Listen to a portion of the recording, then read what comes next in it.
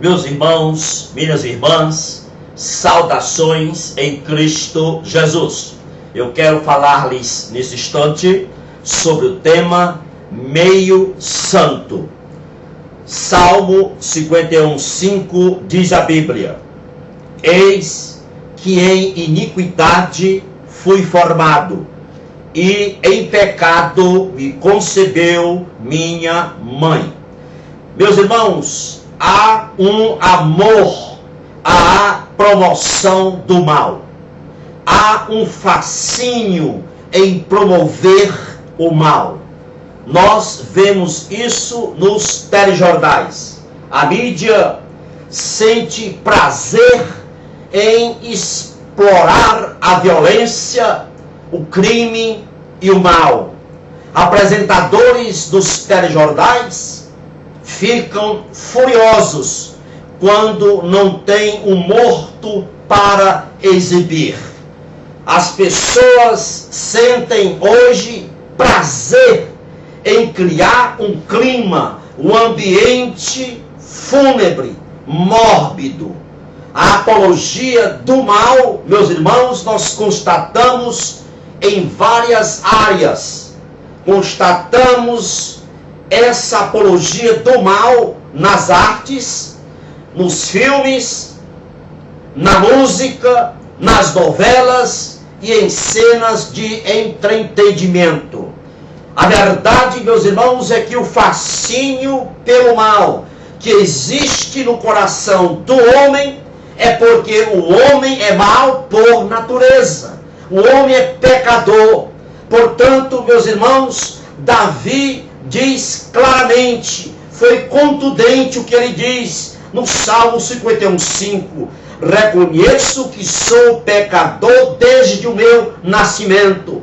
Sim, desde que me concedeu minha mãe. Portanto, meus irmãos, a bondade humana é antibíblica. Ninguém nasce bom por natureza. Portanto, a bondade de dizer que o homem nasce bom é um mito, isso é uma fantasia, é uma ilusão, é antibíblico, é um desvaneio. Ninguém nasce bom, o homem é mau por natureza. O desvaneio da bondade humana se disseminou na sociedade. Agora, o mais grave é que contaminou a igreja.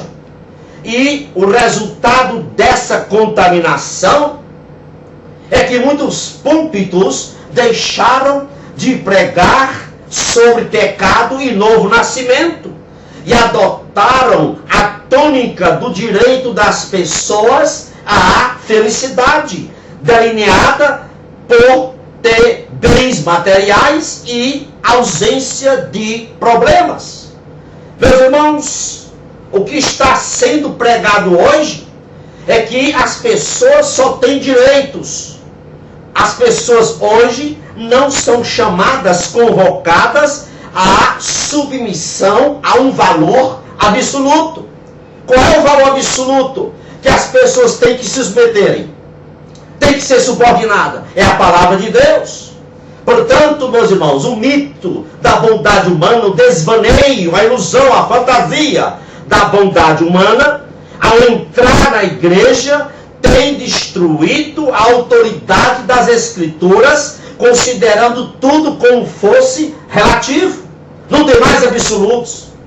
O mito, o desvaneio, a fantasia, a ilusão de que o homem é bom por natureza, ao entrar na igreja, levou a igreja ao famoso olhar do outro. E esse olhar do outro subordinou as Escrituras à visão cultural. Isso é grave, porque essa subordinação das Escrituras à cultura, à visão cultural, levou muitos a perderem a modéstia, a compostura e o pudor. E ao perderem a modéstia, a compostura e o pudor, essas pessoas, membros de igreja, não deixam marcas de santidade por onde passam. Meus irmãos, essa subordinação das escrituras à cultura, à visão cultural, gerou aquilo que nós podemos dizer meio santo. Gerou uma geração de pessoas que pensam, que acham que podem ser meio santo. Ou seja, querem ser santo, mas não muito. Gerou esse tipo de gente. Meus irmãos, escute bem. Não existe santidade pela metade. Ninguém pode dizer, sou santo, porém não muito. Isto não existe. Isto é antibíblico. Então, esse tipo de gente que pensa que pode ser meio santo, eles querem obedecer a Bíblia naquilo que lhe agrada. Eles querem obedecer a Bíblia naquilo que lhe é conveniente. Eles extraem da Bíblia o que lhe agrada. Por exemplo, conforto, ótimo, eu quero. Promessas, dizem eles, maravilha, ótimo, eu quero. Esperanças, excelente, eu quero. Agora, compromisso, consagração, santidade, vida de renúncia, negação de si mesmo, tomar a cruz, porta estreita, caminho apertado, eles dizem assim, isso aí não, jamais. Meus irmãos, o grande problema é que a realidade, esse é o grande problema, é que a realidade é que o mercado evangélico é muito amplo. Tem de tudo no mercado evangélico. As prateleiras estão cheias de produtos. Então as pessoas estão indo à igreja não atrás da palavra de Deus, que é a verdade absoluta, não. Não estão indo à igreja atrás da doutrina bíblica, mas elas estão indo hoje, muitas pessoas, indo hoje às igrejas para satisfazerem os seus caprichos pessoais. Aí o que é que acontece? Os pastores, muitos deles, pregadores, captaram os caprichos pessoais das pessoas, os caprichos dos corações das pessoas. Aí eles fazem um sermão que os satisfazem, que satisfazem os seus ouvintes. Esses pastores comportam-se como os políticos, semelhantemente aos políticos. Como? O que é que os políticos fazem? Eles fazem uma pesquisa de opinião para saber o que está afligindo os seus eleitores. E pode prestar atenção, observe bem, que sempre os políticos falam em 5 pontos: segurança, saúde, educação, emprego e estabilidade. Eles falam aquilo que o povo quer ouvir. E quando se fala aquilo que o povo deseja, há uma aceitação muito grande. E assim estão fazendo muitos dos pastores, muitos dos pregadores. Estão agindo, comportando-se como os políticos. Falam exatamente para satisfazer os caprichos dos corações dos seus ouvintes. Meus irmãos, aqueles que pensam que podem ser meio santo, é uma situação muito antibíblica, porque eles usam a Bíblia tão somente como uma caixinha de promessas. Eles não querem saber de exortação, não querem saber de doutrina, nem de exigências, só querem promessas, só querem vantagens. Eles vivem na esfera do ganha-ganha. Aqueles que pensam que podem ser meio santo, eles fazem os seus planos para satisfazerem os seus corações egoístas, para satisfazer os seus caprichos. Eles fazem os seus planos e pedem a Deus para os abençoar. Veja que ridículo. Geralmente, pode prestar atenção, esse tipo de gente, abre aspas, fecha aspas, porque não existe isso, meio santo, se envolvem sempre em atrapalhadas. Sabe por quê? Porque eles não têm um plano diário de meditação, de leitura da Bíblia, de ruminar a Bíblia. Não tem um plano diário de oração, diário de jejum.